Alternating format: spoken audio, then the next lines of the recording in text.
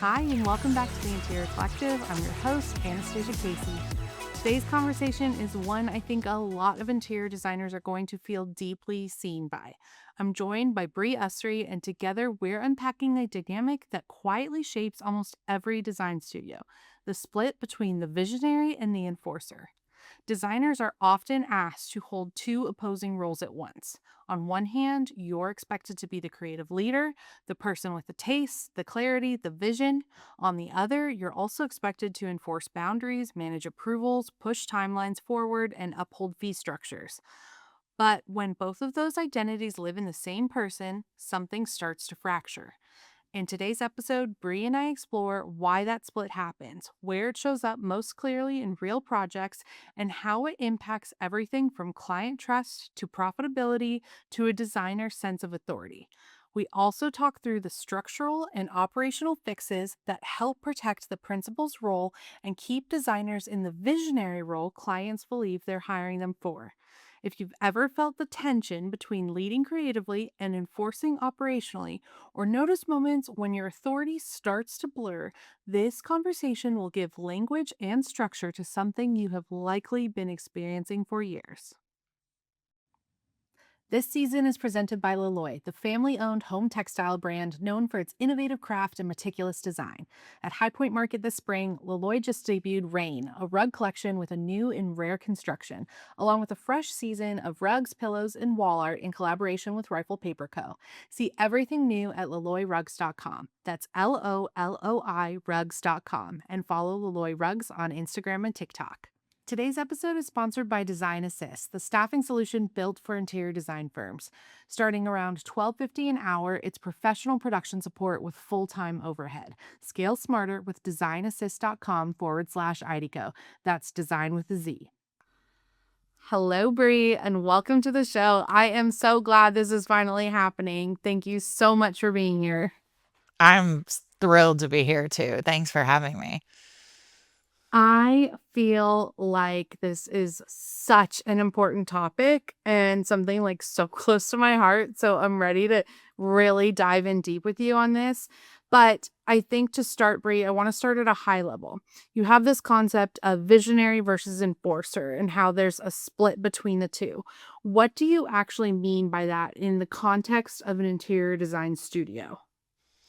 Yeah. So most designers find themselves in both of these roles. On one hand, they're the visionary of the studio, they're the visionary client facing.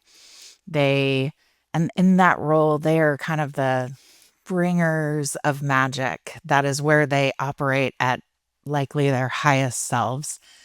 They invite the client into expansion and possibility. And I'm sure if you're a visual person, you can visualize what a cartoon character of the visionary looks like, right? And then on the other hand, you are also in the role of the enforcer. And that role is a very opposite posture from the visionary. That role invites, containment, introduces consequence. You're enforcing policies and boundaries and having course correcting conversations. And when both while both of those roles internally can live within the same person and do, externally client facing is what we're really talking about today. And it's very difficult for a client to reconcile those opposing postures happening within the same person.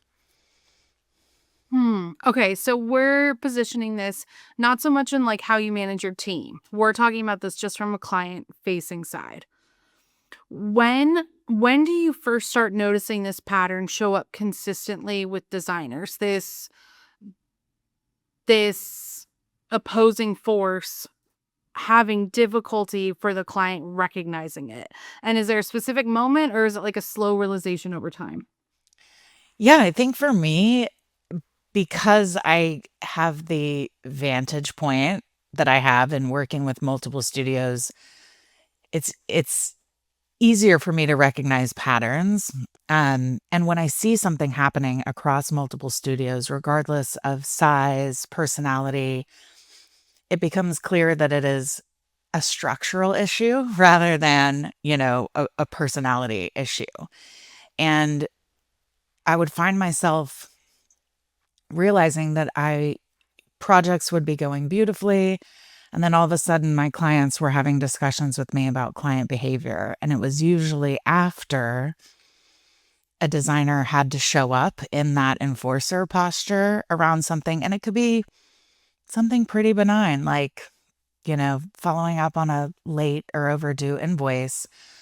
But once that like code switch happened, that's when the friction was introduced into the relationship, and the designer started having to be vigilant about the relational aspect of the project and managing that part of it.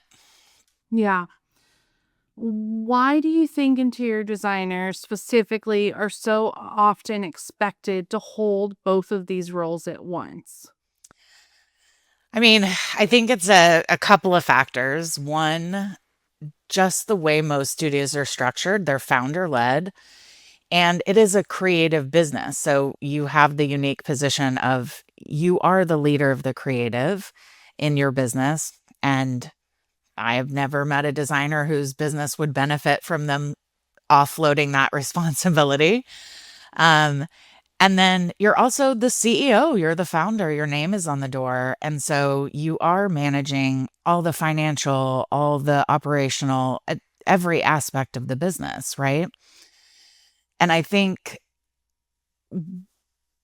the other piece of that is that anything that fits into the enforcer bucket are the things that carry the risk. They're the high stakes things that are really, really important to the success of the business and the success of a project. But, we're talking about really high stakes things on that enforcer side.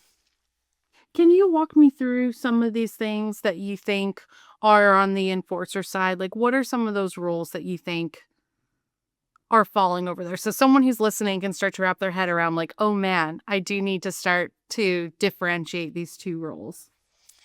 Yeah, I mean, anything procedural or operational that should be neutral, things like talking about timelines, scope, invoicing, any decision touch points, basically anything that is not design, um, in terms of the creative side. So,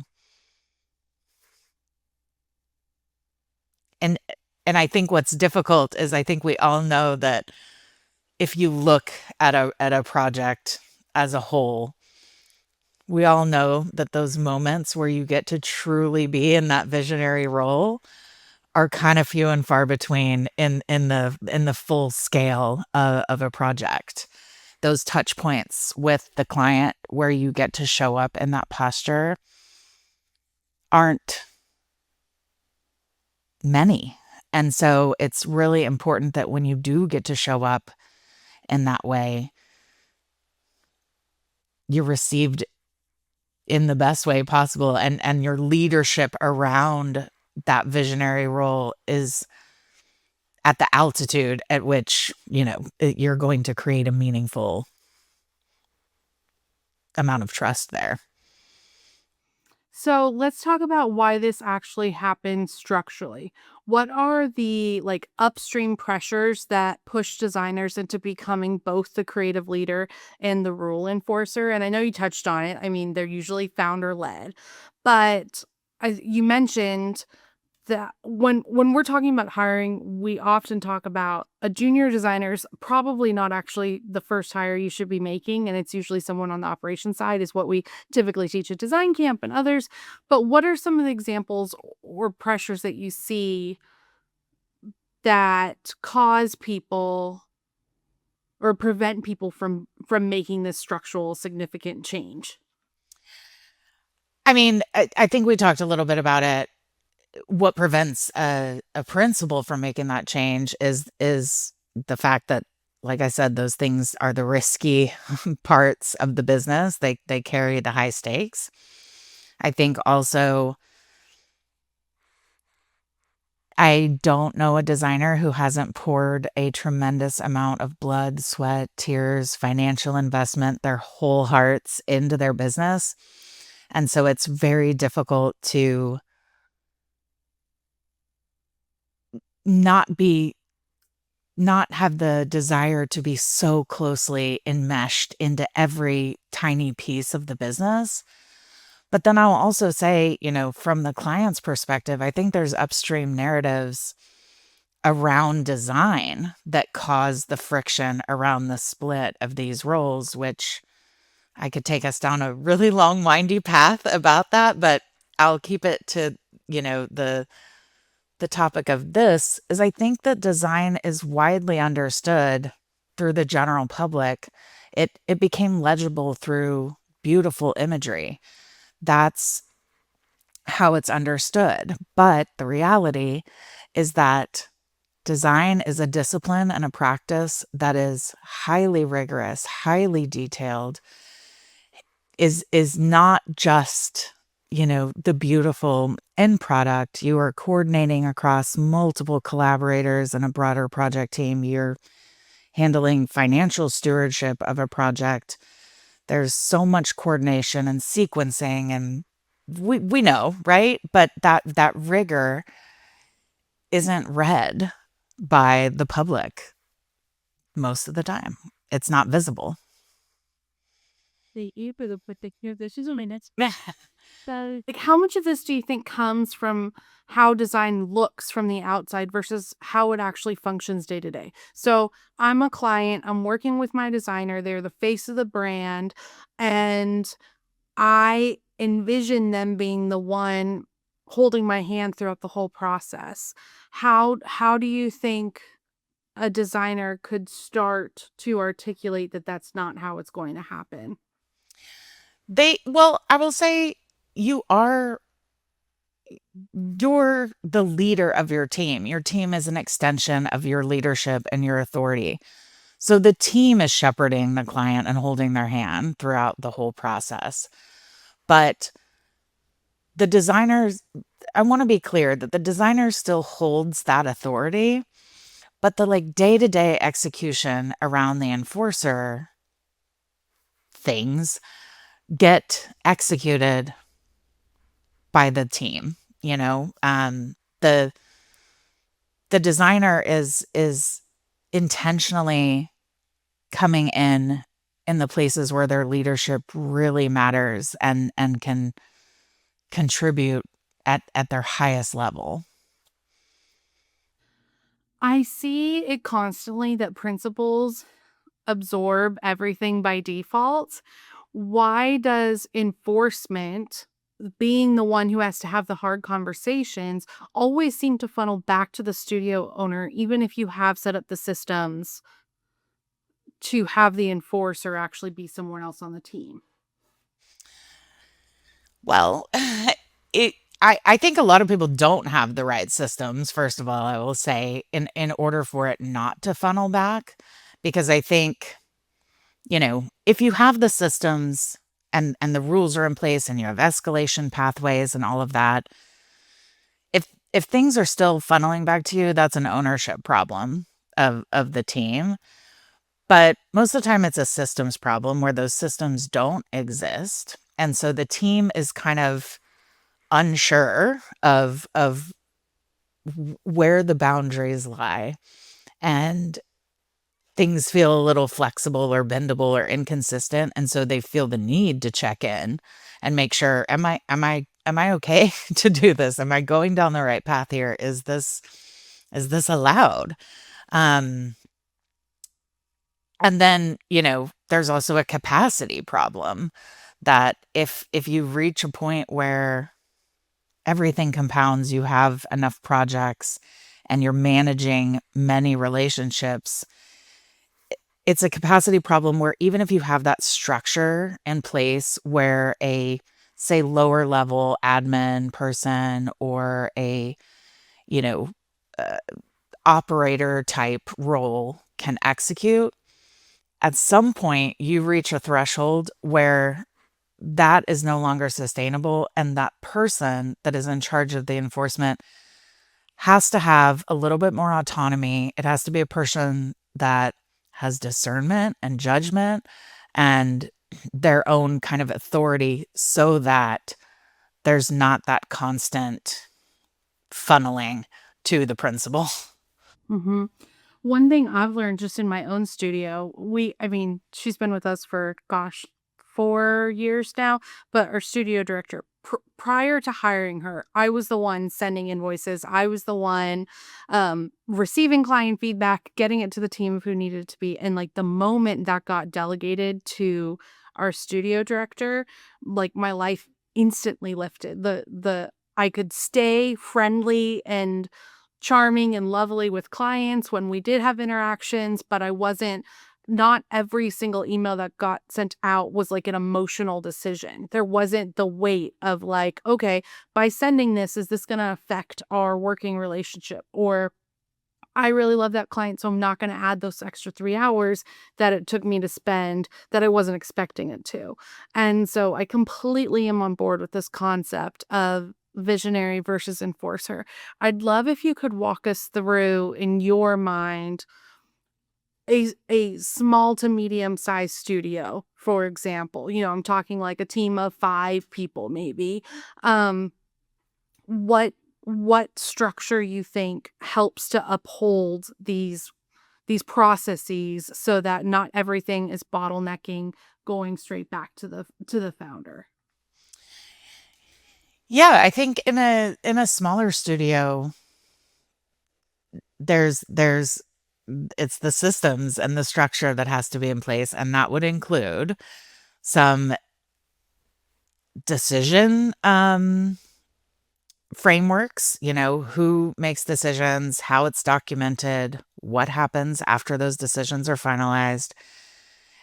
You also have to have very clear SOPs and that are not just execution based, but I would say language based, because to your point, I wanted to piggyback off of what you just said because design is such intimate work. You if you want to, you know, give the client a space at the end of a project that is an extension of who they are and how they live, you get to know them so deeply. You are enmeshed. You know their family, you know their dog's name, you know the kids' sports. And so that inherently makes it difficult to, because you want to nurture that. You want to foster that intimacy so that you can get to where you're trying to go. And so it's hard to introduce what we perceive as what should be neutral starts to feel personal. Just like you were saying, like you didn't want to bill for those 3 hours. Maybe you should, but the person that's in charge of sending those invoices doesn't have that personal relationship with the client. And so they're able to keep it real neutral, real clear. And of course, then there's escalation paths or matrices to say, if we reach this level of escalation, that is when the principal comes in. It prevents the principal from stepping in too early. There's clearly defined spots where it says, okay, we've tipped over now.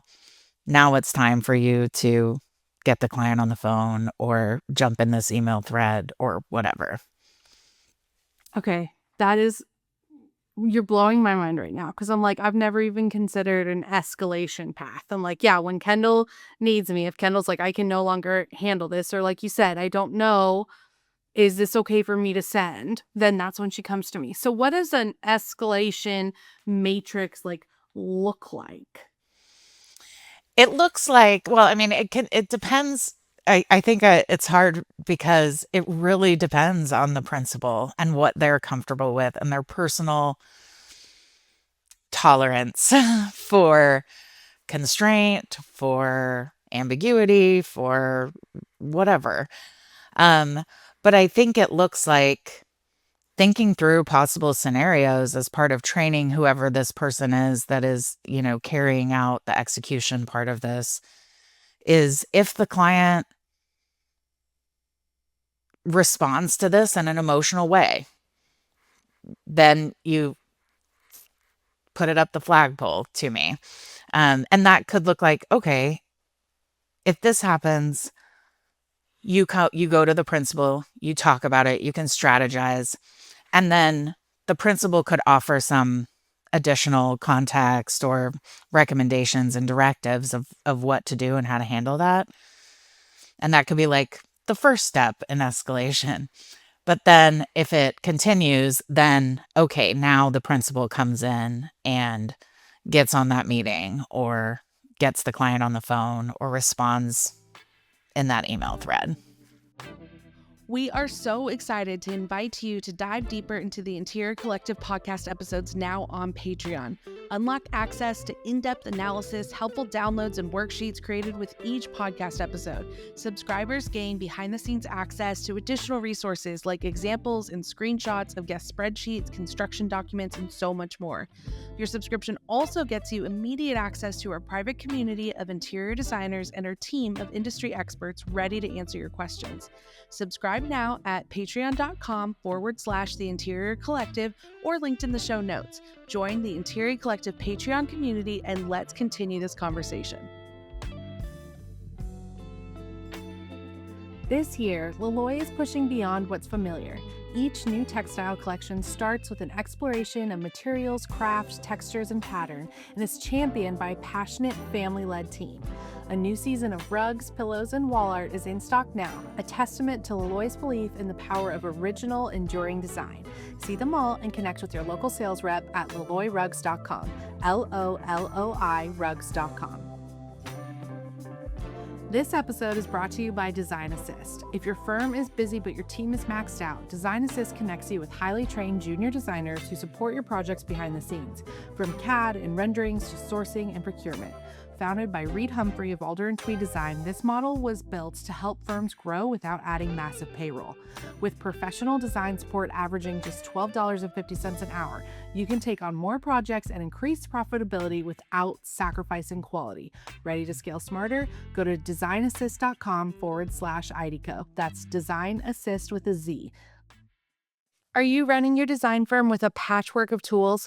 Material brings it all into one intuitive system finally. Try it free at getmaterio.com and get 50% off your first month as an Interior Collective listener. That's GETMATERIO.com. When you're working with your clients and setting these up, do you have like a list of essentially like instances that you would include in this matrix that you're like, these are kind of benchmarks where questions sometimes can arise? So this is like where we're working from, and then let's also dig into where you have had hiccups in the past that maybe aren't on this list. Or is every single time, do you recommend that everybody starts from square one of these are the potential speed bumps in a project that might have to be escalated, and so that's where we're building our matrix from? Yeah, I think that matrix is like a living document. So you treat it as when things do happen, as robust as that can be, the better, and when you encounter something, because there's always new surprises around every corner, it seems like. So let's say, for example, you have an admin person that's in charge of sending invoices, sending follow-ups, adding late fees to invoices, things like that. And the client, let's say your contract says on the 15th, late fees get added to the contract. And you have a client reach out and say, hey, can you waive this late fee? I'm so sorry that I missed it. And let's say that's the first time that has happened in your business. Then you go to the escalation pathway and say, okay, if a client asks for this, if it's the first time, no need to come to me, automatically waive it, as long as it's not past, 22 days. And then here's what you can say in the email. Like here's a form email that says, yes, we're happy to waive this fee. As long as you can pay it today, make sure you link the invoice in the email, whatever. The point is to make that documentation as clear and as complete as possible to avoid that coming to you and saying, is this okay? I see a lot of times like principals want their team to send an email to them to look over before it gets sent out to a client just to approve it. And I think at some point in the escalation path, that's fine. But trying to avoid that, that's the culture set up, yeah. Okay, and then Brie, I'm also so curious, where do you like this information to live? Like, what does the actual output look like? Like, is this a spreadsheet? Is this a Google Doc? How do you like this to be formatted for it to be really applicable within a studio and not feel like more work for everybody? Yeah. So one thing about me is I am a big stan of Asana. I love Asana. I don't have a single client that I haven't gotten onboarded onto Asana, because the way that I like to operate with my, retainer clients is that Asana becomes the operational backbone of the studio. And that is like the source of truth for everything. All the SOPs live in there. Every, step, procedure, task, decision, approval, etc., is in Asana. So it lives in Asana in my case. What do you feel are like the earliest warning signs that a designer's authority is starting to fracture? Like their authority with a client, where suddenly it feels like they're kind of getting rolled over by the client. Yeah, I think the earliest sign is when the client starts treating the studio's authority as negotiable or flexible instead of something fixed. So, and what's interesting is it can show up on both sides, that the operational side and the creative side, and they feel very different to a designer. So if they show up on the operational side, it could look like a client kind of bypassing the terms around a how you like to receive feedback, let's say. Um, and or like bypassing a clause in your contract or something. And to the designer, that feels like this client's unreasonable. What is wrong with this client? I have clearly outlined this. What's happening? Whereas where it happens on the creative side, it's more like credibility testing. So the clients will ask, are you sure, this works here? Or I feel like this chair might be too big. Do you not think this chair is too big? And you feel like, "Ugh, like I haven't spent hours studying the feasibility of this, the scale, the cohesiveness, all the things." And the story that we have is like, where did I lose your trust? How do you not trust me, the expert you hired to do this very thing? How are you questioning this? But it's actually like they're both representative of the same thing, even though they feel very, very different. That's such a good indicator that you wouldn't necessarily directly correlate. I'm glad you pointed that out. Um, You mentioned there's moments like overdue invoices or repeated boundary conversations, whether that's communication or, like you said, feedback. Why are those such clear indicators that something deeper within the studio structure is off?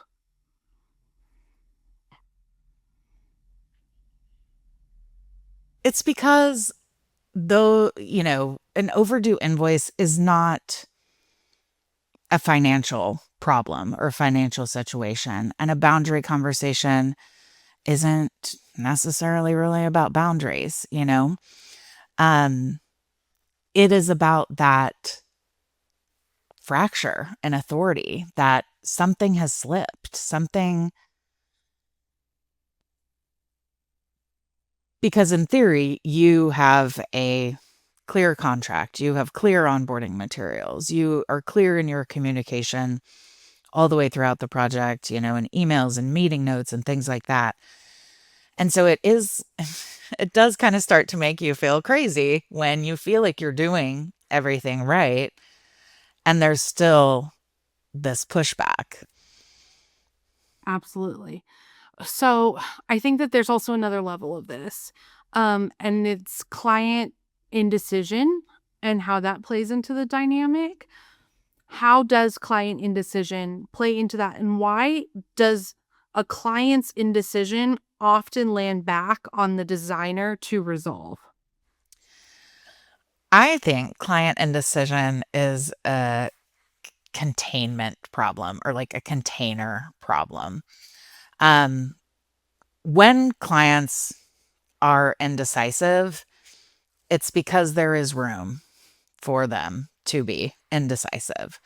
So it's normally an indicator that you haven't given them a clear container to make decisions within.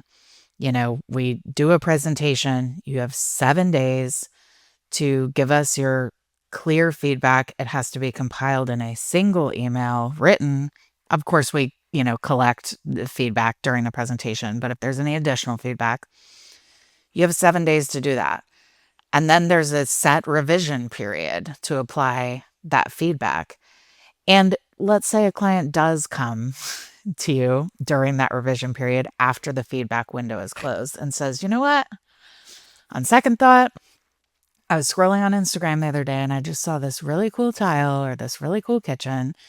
And now I'm rethinking the whole thing.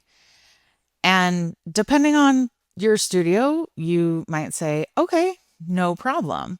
However, here's the implications of that. We, are going to have to update the project timeline because that is going to require us to restudy, rework, redocument, whatever it is, which will push construction documentation out 4 weeks, which will push permitting out 4 weeks, which will push everything downstream out. And so it's kind of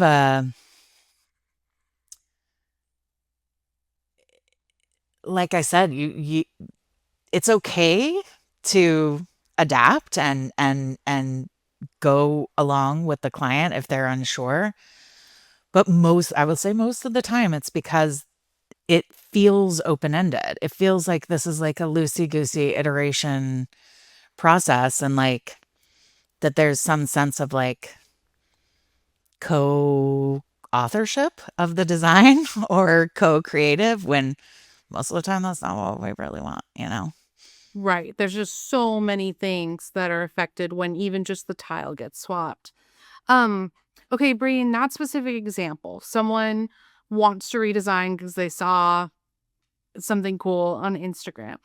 Talking about those timeline changes, in your expert opinion, is the person describing those timeline changes, is that the designer principal, or is that the enforcer, someone on the team who's talking through what those are? Or how would you coach someone to have that conversation? Because maybe it starts with the designer and then they're like, I will have so and so follow up with how this affects the timeline, blah blah blah. How would you guide someone in that situation when the client's coming to the designer with the feedback? Yeah, I mean, I think ideally it would not be the designer having that conversation. It might be the designer that initially gets the client, or somebody from the design team, let's say, gets the client's email or whatever saying, I saw this really cool kitchen on Instagram. Let's talk about it. And they might say, yes, absolutely happy to do that. Let me coordinate with whoever on the team is in charge of the timelines and the schedule and the process. And I'll get her to take a look at the Gantt chart or the schedule, see what the implications are of that, see if we can fit that in and what that would look like downstream. And I'll have her get back with you to, share what that looks like. Right, right. Okay, so after you've worked with someone, even if they maybe their studio didn't feel like it was totally fractured, but they were, they're here listening to this and they're like, yes, I need to delegate those things. I need to step into this. After you've worked with someone and it's been a successful change, how does it change the designer's posture? How do you see your clients shift in the way that they communicate with their clients and just kind of handle the studio in general? Yeah, I mean, look, design requires deep, focused energy and attention and work, but so does business development. And what I see immediately when that shift happens is this like growth mindset or this like development mindset of now that I'm not spending all the time and all of my emotional labor lying in bed at night thinking about tone calibration of an email or, God, if I do this thing, should I let the late invoice go so that we can first get them to approve the FF&E proposal? If you're not doing all these relational gymnastics, you can spend that time evolving your studio, leveling up the design, thinking through the things that truly require you and you alone to a- as a leader, And so I have seen designers do some really cool stuff, you know, because it opens up the possibility for that. The door becomes open. You're not bogged down in the things that could be handled by a system or by someone else.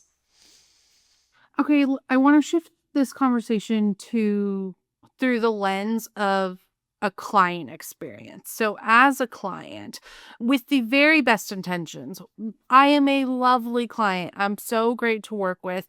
And I think that uh, s- sometimes things happen without any sort of intention. So, let's just say I'm a lovely client working together. What happens when I do sense that the visionary and enforcer roles are blurred in your perspective? I don't think the clients clock it. Like, I don't think they can name it. I don't think they realize that that's what's going on. Um, I think it just diminishes the fact that, I always come back to the fact that both of those postures are energetically so opposite at completely different ends of the spectrum that something in our brains, you know, as if you're a client, just can't like reconcile that. It feels incongruent. It doesn't make sense. It's like, I mean, I don't know. If you think about it in terms of like another industry, if you're I don't know, if you have an artist that you really admire and respect and you're commissioning a piece from that artist and you went through this whole woo woo feel good process with them about how you wanted the piece to be and all of that stuff. And then all of a sudden, this like artist in a caftan is asking you, you know, saying like, well, actually, it's going to be another, you know, $2,000 because you missed the deadline for whatever. Like that would feel so jarring to your system and doesn't make sense with all the woo woo, flowery, feel good goodness that just happened 2 weeks ago, right? And so I think that, like, I don't think the clients recognize it in the way where they're like, oh, that's what's going on. I'm having trouble that this person is in two different postures. They just know something is off. How have you seen this split of these roles directly affect like timelines, profitability, overall project outcomes? Yeah, I mean, timelines easy. That's a momentum killer when any type of friction is introduced into a project. Things kind of have to slow down or stop so that you can course correct and readjust and get things back on track.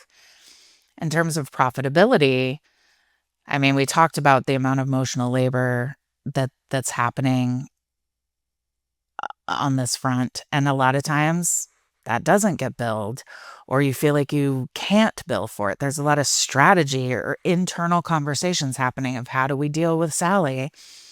Um, and then in terms of like project outcomes, when that those roles start to blur and when trust starts to erode and things get a little muddy, there's likely going to be more client-led decisions than designer-led client approvals happening. And so at the end of the project, when you're looking at the space, it is likely that it's not going to be as you initially intended because you lost some control there. Bri, I want to back up to just something you just mentioned, talking about profitability. And I know that there's going to be designers listening who are like, yes, Bri, this makes sense. Totally. But I don't have a team of people like I am wearing all of the hats, and I cannot make sense. Like, I don't have the money to hire someone to do these things. How how can you help them rationalize either where they could find the money for that, how those hours could become billable, how it could be a profitability marker for them? Because everything you're saying makes sense. Nobody wants to be the one who's sending the bills, but for some people listening, it's like, well, that just feels totally out of reach. Yeah, I mean, if you were a solo designer and you ran your own studio, and you hired, I think the first hire would be like a lower level admin person that, is not salaried. They could be remote. And they're just executing on a system that you have designed and approved. And in that case, all of their hours are billable if you're hourly. And if you're flat fee, those hours need to be counted towards that allocation. But yeah, if they're sending emails, if they're following up, that's project management. Project admin is billable. Um, there's nothing about that role that would be unbillable as far as I'm concerned. I would think their utilization rate would be 100%, or 98%. Um, so yeah, I would, and like I said, as you grow, then you start to need someone in that role with a little more leadership capabilities. Perfect. That brings me to another question I have. I hear just even in like my friends' text threads, people are like, okay, we just had to let XYZ role go, and now we bring someone in. I want to train them to fit our systems. And then sometimes it's like, no, I really want someone who has experience that can come in and tell me what we should be doing. Do you have thoughts on like the level of expertise someone coming into this role um really should have? Because I've heard you talk about their confidence and autonomy of decision making. And to me, that sounds like someone who has experience in this. And everybody's always asking me, like, well, where do I find those people who have experience in this? Or is there something to be said, like that junior admin you were just talking about, where it's like, I have these processes, you are just rinsing and repeating? Yeah, I mean, I think it depends on the organization of your studio, what your org chart looks like, um, and also like how many projects you have, what financial situation your studio's in that determines where you're at in on that spectrum of a junior person versus somebody at like a director level role, like a director of operations or a studio manager. Um, but Yeah, so I think it depends on the studio of where you are. But I will say, you know, well, this is what I do, right? Like I'm a fractional COO, and the benefit of having a fractional anybody, whether you have a fractional COO or a fractional CFO, you get the benefit of their expertise and experience without having to have a full-time salaried person on board. And so that's a lever you can pull too, where we design these systems together, we set everything up, and then we take a look at holistically the whole picture financially, organizationally, and decide what is best for the business. Okay, so let's talk solutions. Everyone's bought in. Yes, they don't want to be doing the hard, icky stuff anymore. So, what does redistributing responsibility inside of a studio really look like in practice? Yeah, again, it depends on what level that person is, but let's say we start out at the lower level. The very first thing you have to do, I need to say before you hire somebody, if you're just embarking on this journey, is to design those systems at least at a base level. You can still optimize them as you go and build onto it as things come up, but you need to have, if you're going to start at a lower level role, you can't hire somebody that doesn't have the experience and expertise and expect them to relieve any of your pressure that you're feeling right now. So I would say, like, take that time to build the system, build the structure, build those escalation paths. Make sure that all your ducks are in a row, documentation wise, process wise, etc., so that there is a clear system for that person to navigate within.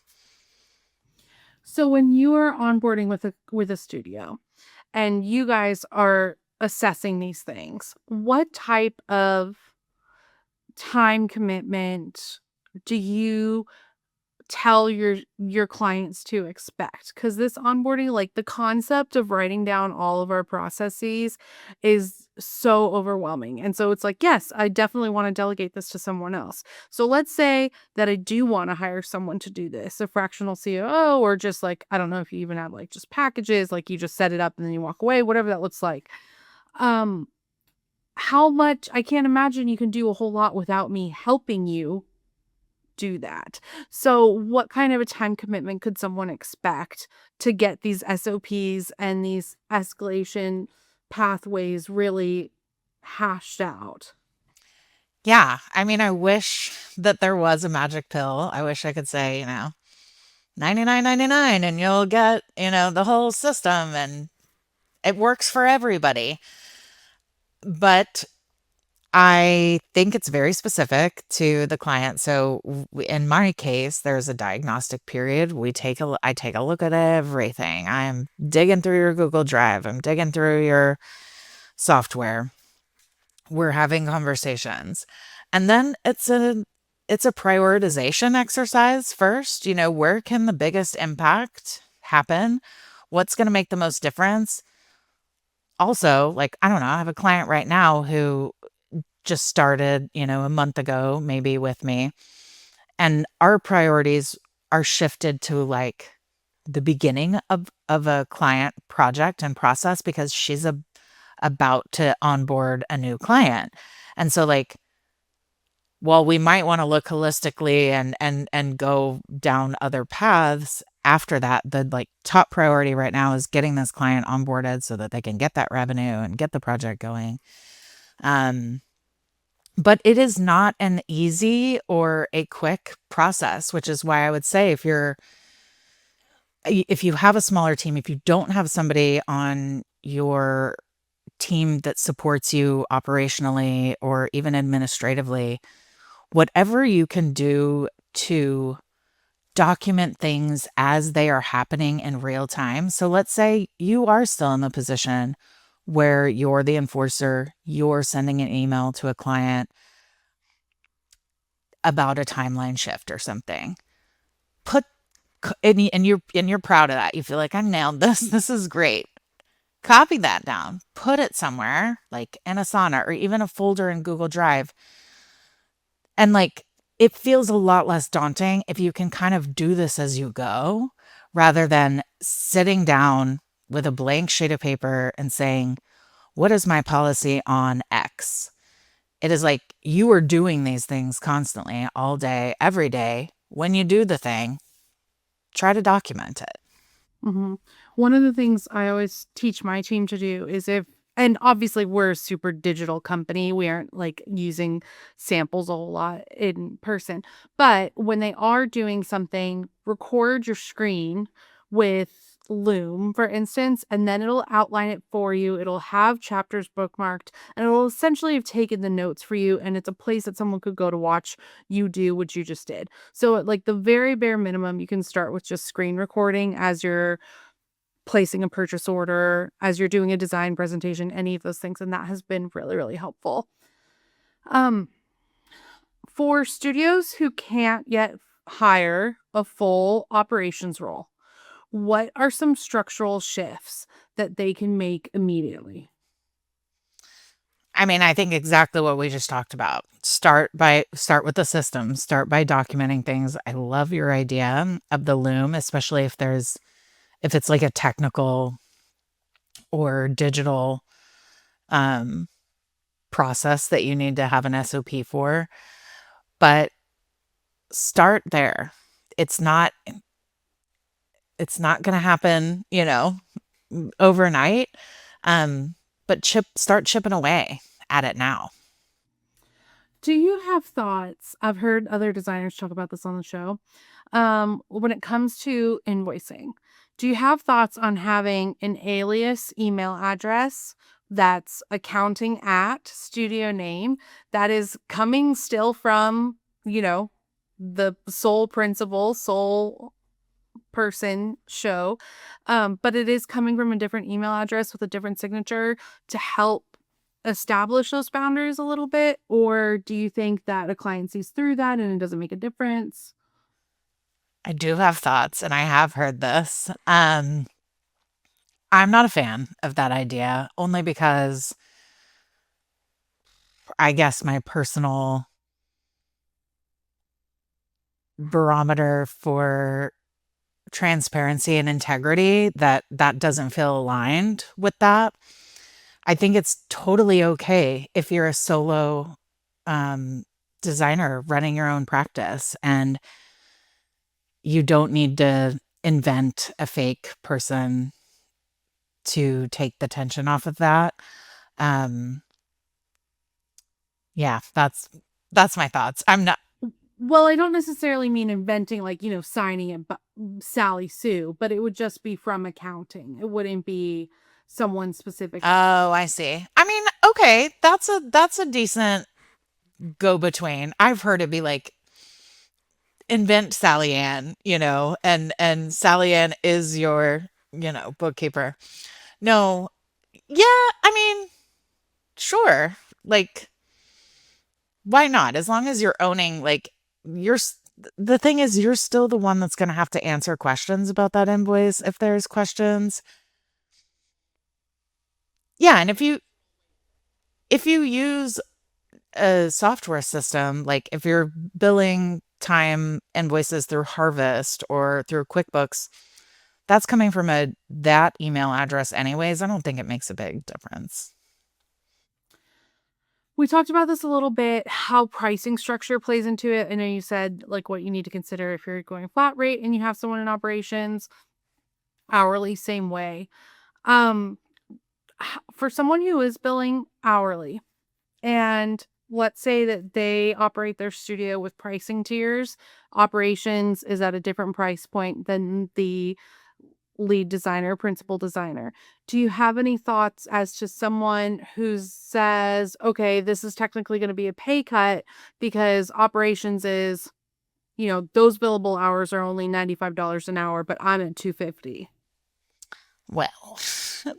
I'm a big fan of a blended studio rate. I need to say that, but it's it's it's all about your internal labor costs, right? That's what you have to look at. If you're hiring somebody to do these admin or operational tasks, what's important is and you bill at a tiered rate, those numbers need to make sense, right? The person that is doing that work that is not you, like you are at, I don't know, say $200 an hour, whereas this person is at $30 an hour.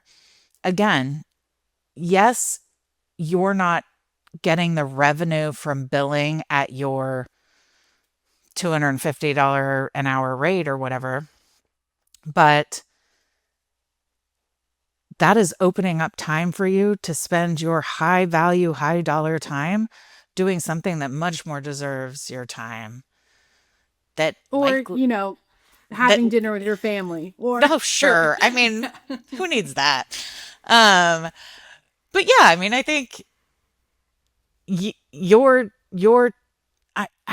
I think that's the problem too with the tiered rate is like a client, depending on how visible the roles are in your billing time logs and your invoices, is if I was a client, I wouldn't want to see the principal billing me for 15 minutes to send a follow up on a overdue invoice. Like that would, I'd be like, I'm paying $300 an hour for you.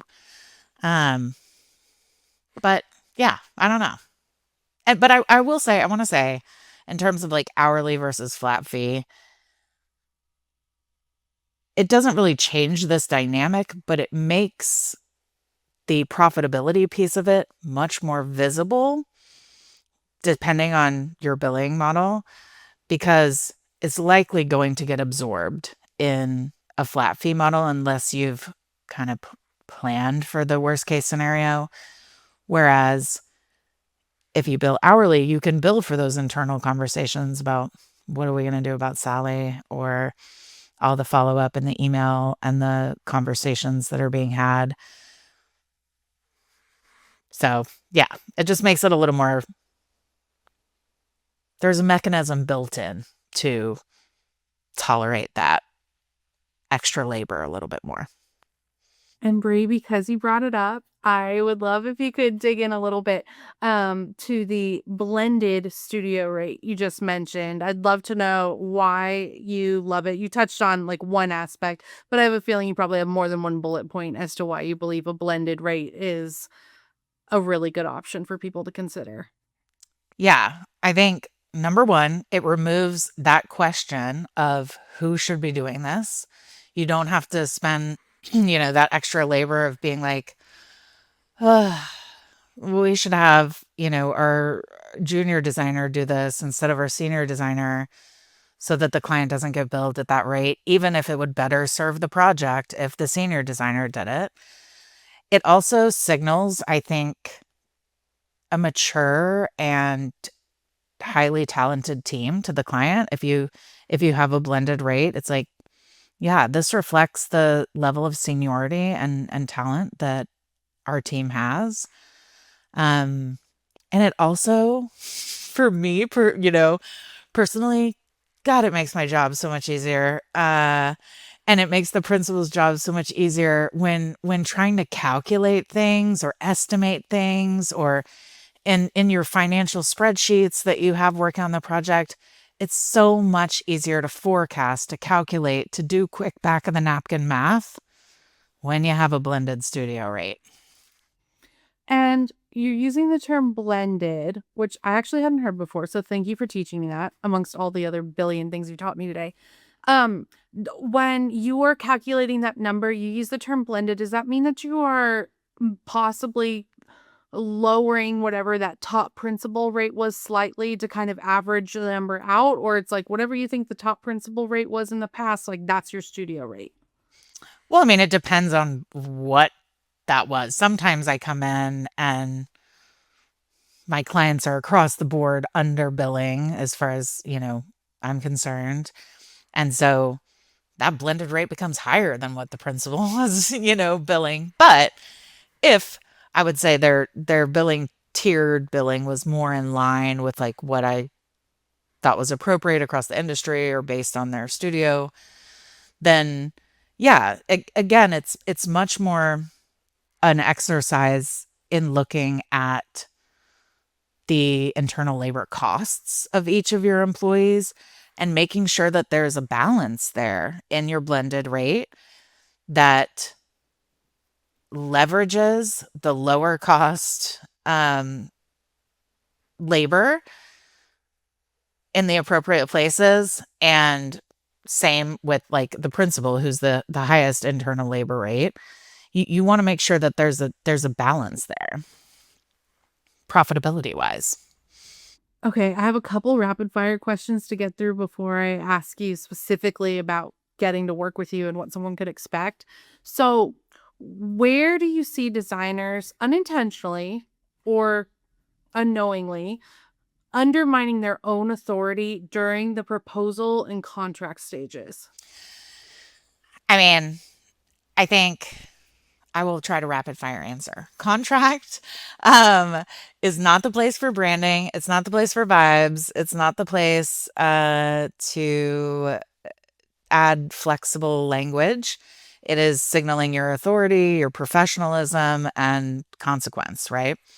Your proposal is where I see things like a little more subtle, things like framing fees as discounts or um, adding in that like flexible language a little more. And the proposal and contract is your first impression. It's the cover of the book. You need to start how you mean to go on because it's much easier to set those expectations in the beginning and be consistent all the way through than to like change it up midway. Mhm. What is one boundary you think designers feel is too strict, but you have found that it actually creates more trust when it is clearly enforced? I don't have like one specific boundary. I think it's more about consistency. I think what creates trust and doesn't feel bad for a client is when those boundaries are upheld consistently all the way through. What is a problem is if a boundary is introduced somewhere in the middle of the process that feels punitive, it feels like a punishment to the client, it feels personal. Um, yeah. I have sorry, I said rapid fire, but I have a follow-up question. Um, One of the boundaries that I see really varies from one studio to another, and it's mostly probably personality differences, is appropriate channels of communication with a client. And some clients of ours are like, I am happy for my clients to text me all the time. It's no problem. If I feel like setting a boundary, I'll just reply via email on Monday. I have other clients who are like, text is never okay. Like everything has to be via email. Is do you have the magic answer for what feels like someone is being warmly cared for, but also respecting, you know, the fact that their doctor doesn't text them all, all at all hours of the evening? I just feel like that's one question that comes up so often. Yeah. I mean, I personally feel really strongly that you should not text or take phone calls that are unscheduled from clients. And I think there's a myriad of reasons why I feel really strongly about that. But most importantly, it's the documentation piece of it. Being an operations person, like I love my meeting notes. I want a historical record of the project that is reliable, that's the source of truth that you can come back to. And God forbid, you know, anything ever happens. I hope no designer ever gets sued or finds themselves, in litigation. But texts aren't going to cut it. That one time you were on the phone while you were driving your kid to soccer practice and a big decision was made, but you remember it, isn't going to cut it. yeah, you got to have that documentation. And it's, if you state that up front and you hold it, the studios that I work with that have that boundary and hold it very tightly, no client has ever said anything about it. It's only when you start letting it happen and then all of a sudden you stop letting it happen, then that's a problem. But like you said, you're not texting your doctor, you're not texting your therapist, even though like sometimes you might really want to. That's not allowed, and that's okay. And your clients need to be able to operate within the professional container that you give them. Mm-hmm. Okay, so we are all sold. We're all like, great. I need a COO. I need a fractional COO. Let's just talk about your offerings, what someone could expect from you. Obviously, there's going to be people offering different ones, but what type of tasks, roles, responsibilities can you offer someone? Yeah, I mean, as a fractional COO, of course, I handle all of the operational things, but in my work, I'm also a strategic thought partner. That's the part of the work that, gets me out of bed in the morning. I work with these incredibly talented, genius women, and being a owner of a business is extremely lonely.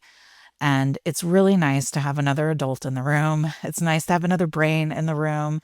Um, and as far as on the operational side, I basically have three different offerings. I have a surgical, a holistic, and a sustained. The surgical is exactly what it sounds like, very focused. We we meet, we focus on one thing, and we move on. Holistic is more like diagnostic. We create a plan and a path forward, but there might be some implementation, but it kind of ends there. The bulk of the work and what I do is with my retainer clients, which is on the sustained side, and that is fully tailored to the needs of the studio. I have studios that I'm embedded in where I kind of act as a client-facing operations person, and then studios where we meet once a week. There's some implementation time in between. I'm building things independently, getting their feedback. We're doing some things together. So it's really just based on the needs of the studio. Yeah, totally. Okay, and as we wrap up, what is one belief designers need to let go of in order to fully step back into the visionary role? I love this question. I think they need to let go of the belief that leadership requires their personal presence and involvement every step of the way.